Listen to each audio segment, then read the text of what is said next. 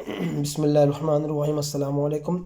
Mathematics ninth class की जो pairing scheme है, जो रिवाइज 2025 में जो पेयरिंग स्कीम आई है, 75 नंबर का पेपर है आपका। 75 का आपके 15 एमसीक्यूज़ जो है ना वो आएंगे, जिसमें से चैप्टर नंबर 3, 4 और 6 में से दो दो एमसीक्यूज़ आएंगे, बकाया सब में से एक एक एमसीक्यूज़ आएगा। अच्छा, उसके अलावा अब आप देखिए, आपके पास जो पेयरिंग स्कीम में शॉर्ट क्वेश्चन है वो पहले 5 चैप्टरों में से आएगी। 9 शॉर्ट आएंगे, आपने 6 अटैम्प्ट करने होंगे।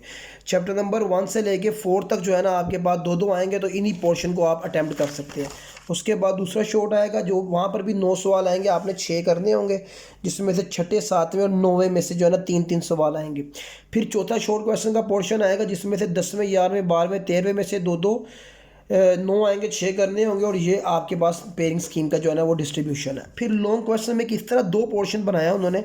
पहले पोर्शन में 3 सवाल आएंगे, आपने 2 सवाल अटैम्प्ट करने हैं, जिसके अंदर से पहले 4 चैप्टर अगर आप तैयार कर लेते तो आपके यहाँ ये वाला पोर्शन तो इजीली डन हो जाता है।